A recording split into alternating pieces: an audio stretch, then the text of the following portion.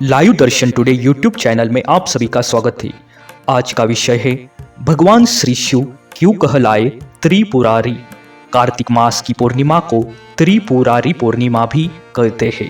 धर्म ग्रंथों के अनुसार इसी दिन भगवान शिव ने तारकाक्ष, कमलाक्ष व विद्युनामाली के त्रिपुरों का नाश किया था।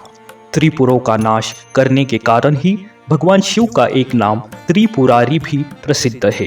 भगवान शिव ने कैसे किया त्रिपुरों का नाश, यह पूरी कथा इस प्रकार है।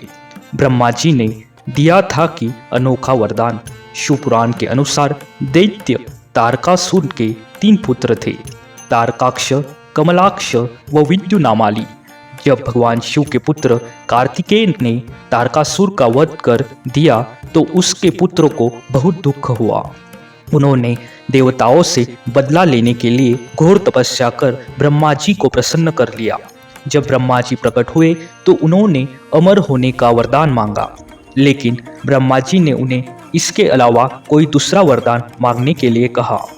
जब उन तीनों ने ब्रह्मा जी से कहा कि आप हमारे लिए 3 नगरों का निर्माण करवाइए, हम इस नगरों में बैठकर सारी पृथ्वी पर आकाश मार्ग से घूमते रहे।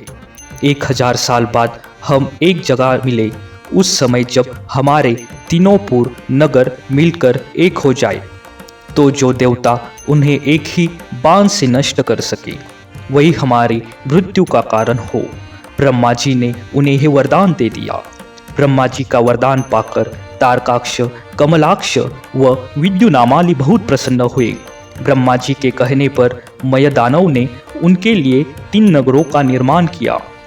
उनमें से एक सोने का, एक चांदी का व एक लोहे का था। सोने का नगर तारकाक्ष का था, चांदी का कमलाक्ष का व लोहे का विद्युनामाली का। अपने पराक्रम से इन तीनों ने तीनों लोकों पर अधिकार कर लिया।